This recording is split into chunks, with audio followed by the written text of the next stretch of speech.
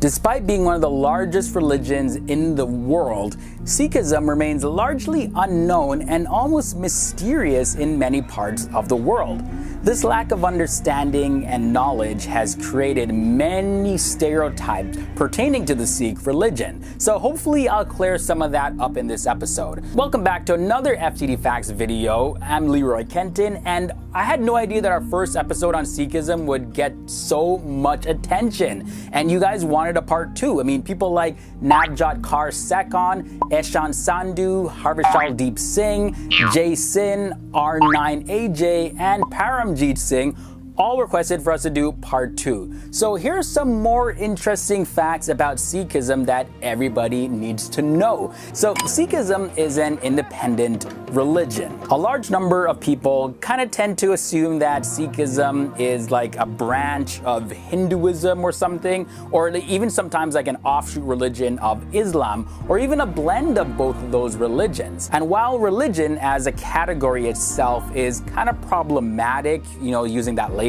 scholars describe Sikhism as an independent religion. The Sikh tradition carries the basic markers of an organized religion, including its own founder prophet, which is Guru Nanak. Sikhism has their own scriptures, their own ceremonies, as well as community and worship centers, and there are actually upwards to 30 million Sikhs worldwide, making it the 5th largest religion in the entire world. Now let's take a look at the real meaning of the word guru.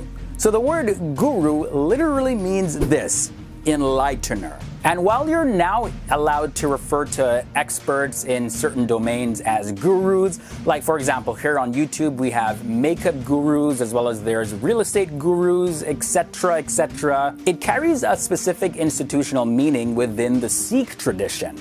In Sikhism, guru refers to the line of authority, beginning with a set of 10 prophets who established and led the Sikh community.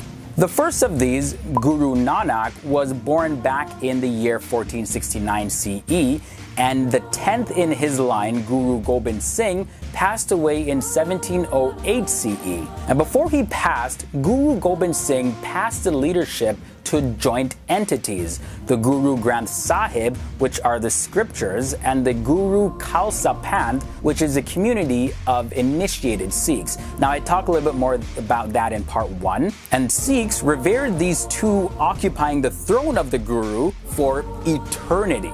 And as I mentioned, for more information about the gurus, you got to check out part 1. The info that I share in this episode will make a lot more sense if you watch part 1 first. So I have the link to that down below, and trust me, you're gonna learn a lot. You'll really like that one. Moving on now, the Guru Granth Sahib is actually a unique scripture. Now, the authority given to the religious text of the Sikhs, it certainly makes it stand out from other scriptural texts of other world religions. This is because the Guru Granth Sahib was compiled by the Sikh gurus themselves and is largely made up of writings composed by the gurus themselves. This collection also includes the devotional writings of other religious figures, including Muslim Sufis as well as Hindu Bhaktas. The Guru Granth Sahib is made up entirely of devotional poetry, most of which is set to music. And now these writings are primarily about divine experiences as well as wisdom on religious brotherhood, and these writings have played a central role in the Sikh practice since the time of Guru Nanak. And the life of every Sikh has both a personal and panthic or communal element. For a devout Sikh, the secular life, Miri, incorporates standards of spiritual living, Piri. Now, moving on now, the Sikh way of life follows Gurmat, which refers to the wisdom and beliefs that have been taught by the 10 gurus over a period of 3 centuries. Regardless of initiation status, a Sikh must adhere to the conventions of the Sikh code of conduct from the time of birth and throughout all of life until death, of course. Now let's look at this, Ik Onkar. It's a symbol which appears at the beginning of the Sikh scripture, and what it means is one with everything.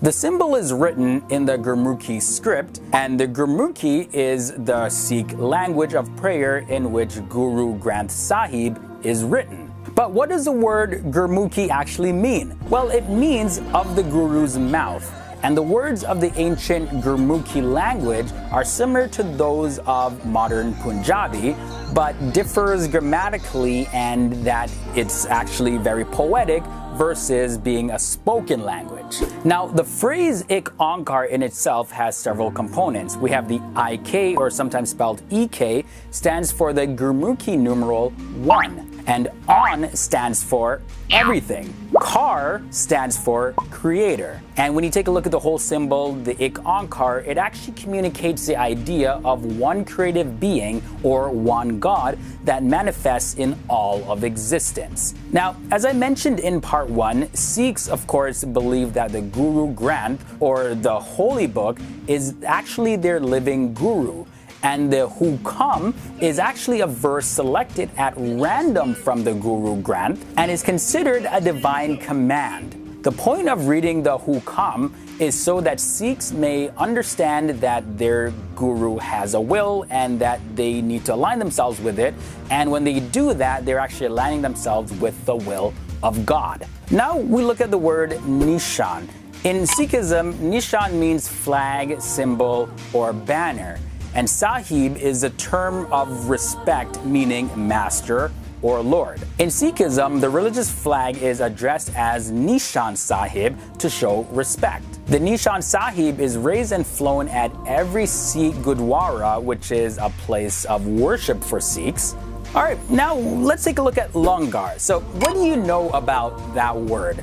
Probably nothing if you're not familiar with Sikhism.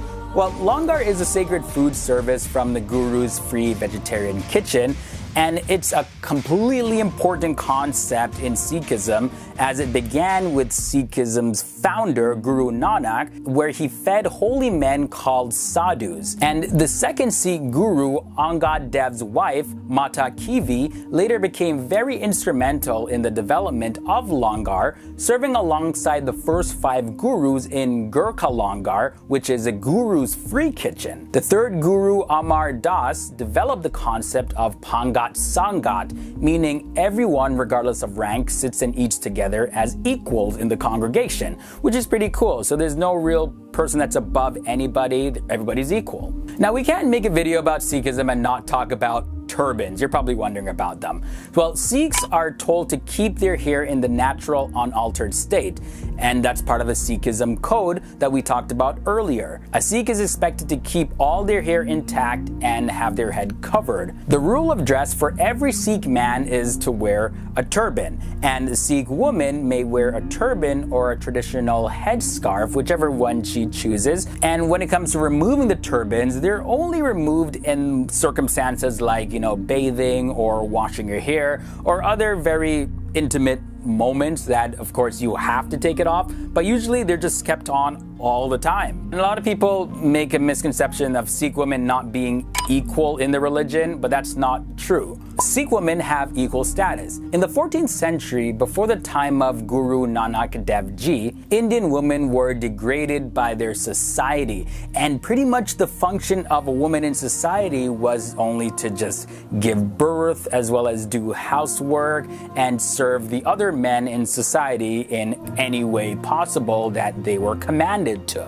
But Guru Amar Das Ji, the third Guru of the Sikhs, raised his voice against this sort of thing, as well as he denounced this sati system, which was very disturbing. It was where women would actually commit suicide as a result of their husbands dying. Now, Sikhs have made huge contributions to America. Now, get this, because this is very important. From the time of their arrival in the late 1800s, Sikh men as well as women have been making notable contributions into the development of American society. Early immigrants that settled in the western frontier played a major role in building America's railroads. Sikh Americans like Bhagat Singh Thind served in the US military during the World Wars, and the first Asian American congressman was a Sikh American elected to office in 1957. Did you know that fiber optics was made by a Sikh American?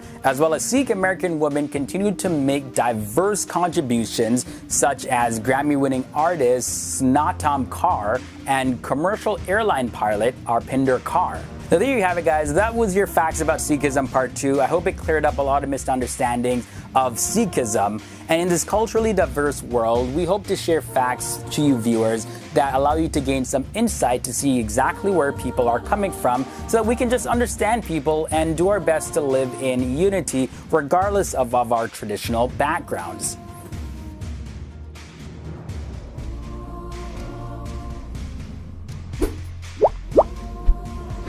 Now we come to the end of another episode. Right here we have a playlist of all the religion videos that we have done. You may want to check that out to just gain more insight on the religions of the world. Or you can find out a little bit more about the facts of the different parts of the world that we cover, as well as amazing scientific discoveries and all of that. We have videos for that as well. Thanks for watching, guys, and I'll see you real soon.